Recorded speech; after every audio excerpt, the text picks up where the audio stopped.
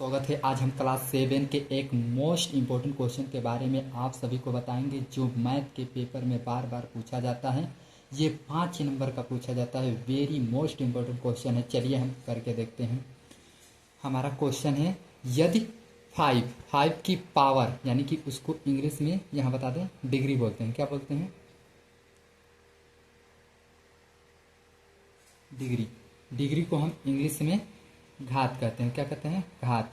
Power को भी हम घात कहते हैं। क्या कहते हैं? घात। जो ऊपर लगे होते हैं। तो 5 का घात 2x+1 भागे 25 बराबर 135। तो x का मान ज्ञात कीजिए, यानी कि x का वैल्यू हमें ज्ञात करना है। तो कैसे ज्ञात करें? चलिए हम क्वेश्चन को सॉल्व करते हैं। सबसे पहले सॉल्व, उसके बाद उसी क्वेश्चन को हम नोट कर लें जैसे है।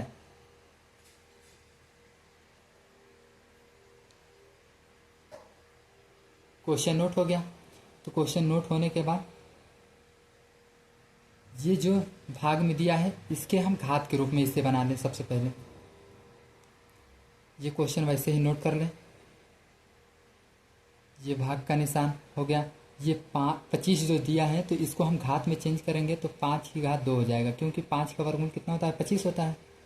तो हमको घात के रूप में चेंज कर लें। जब इतना चेंज हो गया तो यहाँ हमारे 5 है, यहाँ 5 है, और घात से हमें लेना देना अभी नहीं है। तो दोनों सेम हो, जैसे कि यहाँ हम बताए थे आप सभी को,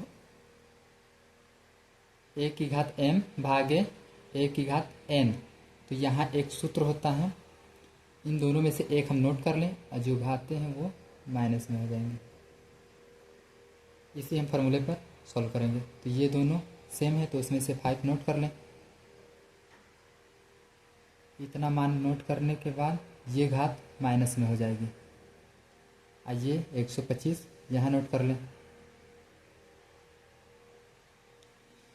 इतना हो गया। अब यहाँ देखिए, ये माइनस का 2 है और ये प्लस का 1 है, तो घटेगा तो क्या होगा? माइनस का 1। इतना हो गया। ये अभी हमें दिख रहा है कि ये जो मान है इसको हम घात के रूप में परिवर्तित कर दें। तो घात के रूप में परिवर्तित करेंगे तो चलिए, ये दिख रहा है कि 5 का क्यूब है। 5 का क्यूब क्या होता है? 5 गुणे 5 गुणे 5 कितना होता है? 125 होता है। कितना होता है? 125। आई होप आप सभी को समझ में आ रहा होगा। तो चलिए 5 की घात 3 कर लें। जब इक्वल में, यहाँ समझ लीजिए, a की घात m इक्वल a की घात n दिया है, तो ये दोनों कट जाएंगे क्योंकि सेम सेम है। तो m बराबर n हो जाएगा। तो यहाँ भी ये दोनों कट जाएगा, बचेगा 2x-1, यहाँ 3। तो यहाँ चर है। क्या है? चर, जिसको हम ABCD का कोई भी अक्षर लगा हो तो उसे हम चर कहते हैं। तो इंग्लिश में हम चर को वेरिएबल कहते हैं। क्या कहते हैं? वेरिएबल।